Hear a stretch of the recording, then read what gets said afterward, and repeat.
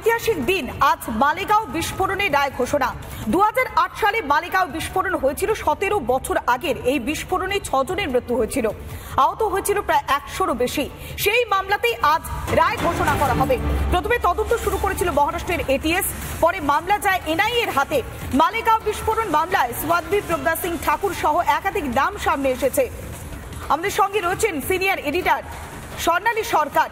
স্বর্ণালী, প্রথমেই জানতে চাইবো, 17 বছর আগের ঘটনা, সেই মালেগাঁও বিস্ফোরণ রীতিমতো গোটা দেশকে নাড়িয়ে দিয়েছিল, একাধিক নাম সামনে এসেছিল, আজ রায় ঘোষণা। আজ পরিস্থিতি কোন দিকে বোন নিতে পারে? দেখো পৌলমী, আজ রায় ঘোষণা, রায়ের দিকে গোটা দেশ তাকিয়ে আছে যে কি রায় হয়। কিন্তু একটা জিনিস ক্লিয়ার, যে এতদিন আগের ঘটনা কোন জায়গায় সেটার প্রাসঙ্গিকতা রয়েছে।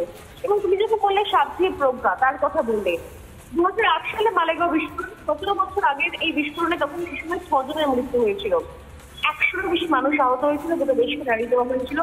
এবং যে ঘটনার পর এই সোনিয়া গান্ধী এবং চিদম্বরমরা সেই সময় দাঁড়িয়ে দিচ্ছে নাকি হিন্দু সন্ত্রাসের ঘটনা। এবং শুধু তাই না, তা টেরর করা হয়েছিল হিন্দু সন্ত্রাসবাদী। এবং প্রজ্ঞা সিং তাকে মনদশা করার জন্য সব রকম চেষ্টাও করেছিল। এবং যে অভিযোগ হচ্ছে সেই সময় কংগ্রেস সরকার সব রকম ভাবে চেষ্টা করেছিল এই বিষয়টাকে দাগিয়ে দিতে, এই বিষয়টাকে এস্টাবলিশ করতে। শুধু তাই নয়, সব থেকে বড় কথা, এই মালেগাঁও বিস্ফোরণের সঙ্গে রং জুড়ে দেওয়ার চেষ্টা হয়। এবং তার সঙ্গে আরো অনেক জাতীয়তাবাদী দেশভক্ত, পশ্চিমবঙ্গে সাধ্বী প্রজ্ঞা নাকি যার কথা বলুন, বিশ্ববিদ্যালয় নয়, জাতীয়তাবাদী দেশভক্ত লেফটেন্যান্ট কর্নেল শ্রীকান্ত পুরোহিত, তার সঙ্গে মেজর রমেশ উপাধ্যায়, অজয় রাহিরকর, সমীর কুলকার্নি, সুভাষের চতুর্বেদী, সরকার দ্বিবেদী, এই প্রত্যেককে কোথাও অভিযুক্ত করে তাদেরকে কাঠগড়া করা হয়েছিল সেই সময়তে।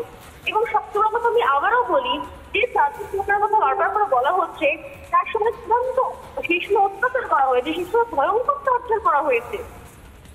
যে বিষয়গুলো, যে ছবিগুলো এখনো পর্যন্ত রয়েছে, প্রশ্ন একটাই যে এই কংগ্রেস জমানাতে এখানে আফজল ফরুদের মতো লোকজনদের ক্লিনচিট দেওয়া হয়, সৈয়দ সালাউদ্দিনদের ক্লিনচিট দেওয়া হয়, তাদের অথচ এদেরকে সাধ্বী প্রজ্ঞাদেরকে সেটা দোষী প্রমাণ করার জন্য যাবতীয় চেষ্টা করা হয়েছে। এবং অত্যাচারের কথা আমি বলছিলাম যে জিজ্ঞাসাবাদের পর যে ছবিটা ধরা পড়েছে, বারবার জিজ্ঞাসাবাদের পর যখন সাধ্বী প্রজ্ঞাকে বের করে নিয়ে আসা হচ্ছিল, সেই সময় এক এক সময় দেখা যায় তাকে স্ট্রেচারে করে নিয়ে আসা হয়েছে, এত মারা হয় তাকে, এত অত্যাচার করা হয় জিজ্ঞাসাবাদের সময়। এবং সেই সময় তিনি হাঁটতে পারতেন না। এবং সেই জায়গা থেকে বারবার করে যখন এই ঘটনাগুলো সামনে এসে, তখন গোটা দেশের মানুষ একটাই প্রার্থনা করেছে, আজকে এই প্রকৃত সত্য সামনে আসুক। আজকে সেই দিন, আজ মালেগাঁও বিস্ফোরণের রায়দান, এবং এই রায়দানের পর যে সত্যি সামনে আসবে এই সবাই প্রার্থনা করছে। এবং একটা বিষয় ক্লিয়ার, যদি এই রায়দানে এদেরকে বেকসুর খালাস করে দেওয়া হয় সসম্মানে, তাহলে কি প্রকাশ্যে ক্ষমা চাইবে কংগ্রেসের তরফ থেকে? সেই সময়কার যারা এই ঘটনাতে রং লাগিয়েছিলেন তারা কি ক্ষমা চাইবেন? চিদম্বরম ক্ষমা চাইবেন? সোনিয়া গান্ধী ফ্যামিলি ক্ষমা চাইবেন এই ঘটনার জন্য? নিঃসন্দেহে পৌলমী, আজকের এই মালেগাঁও বিস্ফোরণের রায়দান অত্যন্ত গুরুত্বপূর্ণ। গোটা দেশ তাকিয়ে রয়েছে, কারণ এখানে অনেক সত্যি, অনেক মিথ্যে, অনেক জোর করে রাজনীতি, অনেক রঙের রাজনীতির আজকে অবসান হতে চলেছে এই মালেগাঁও বিস্ফোরণের রায়দানের পর। বেশ, অনেক ধন্যবাদ। আমরা কথা বললাম সিনিয়র এডিটর স্বর্ণালী সরকারের সঙ্গে। আজ মুম্বাইয়ের বিশেষ আদালত এই মালেগাঁও বিস্ফোরণের রায়দান করবে, আর সেদিকেই তাকিয়ে রয়েছে গোটা দেশ, কেননা এই রায়ের ওপরে অনেক কিছু নির্ভর করছে। এর আগে যখন 17 বছর আগে বিস্ফোরণের ঘটনা ঘটেছিল, 6 জনের মৃত্যু হয়েছিল, তখন একাধিক অভিযোগ বারবার সামনে এসেছিল। আর তারপরেই মহারাষ্ট্র এটিএস তদন্ত করেছিল, তারপরেই তদন্তভার যায় জাতীয় তদন্তকারী সংস্থা এনআইএ এর হাতে। আর আজ মুম্বাইয়ের বিশেষ আদালতে এই মালেগাঁও বিস্ফোরণের রায়দান, সেদিকেই তাকিয়ে রয়েছে গোটা দেশ।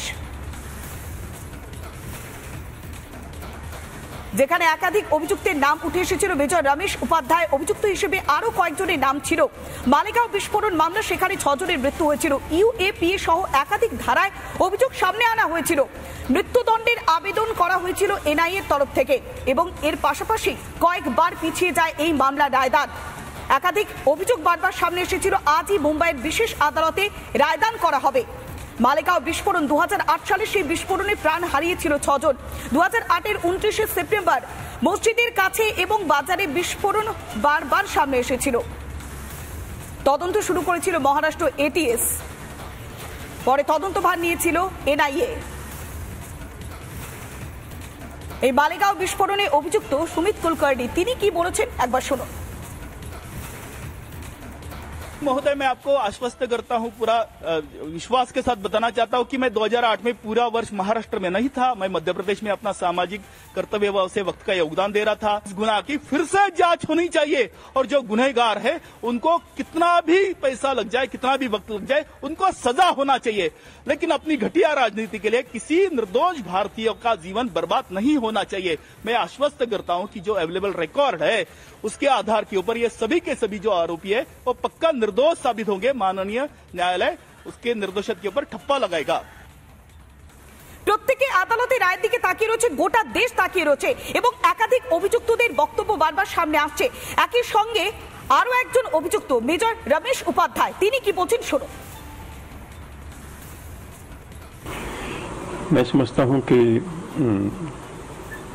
हम लोग सारे जो एक्यूज्ड हैं वो बाइज्जत बरी होंगे, एक्विटल होगा। टोटल केस फॉल्स है, फैब्रिकेटेड है और कुकटअप है। गवाहों को डरा धमका कर जो एटीएस ने कहानी गढ़ी थी, एनआईए की जांच में साबित हुआ कि आरडीएक्स उनके अफसर ने ही प्लांट किया था और जिस किसी ने भी ब्लास्ट करने के लिए आरडीएक्स या जो भी ब्लास्ट का मटेरियल हो रखा था, जो गाड़ी लेकर आया था या गाड़ी जिसने पार्क की थी या जिस किसी भी गाड़ी रही होगी, उसका ओनरशिप वो रखने वाले, लाने वाले का अभी तक पता नहीं चला कि वो लोग कौन थे और उनका हमसे कोई लिंक नहीं है।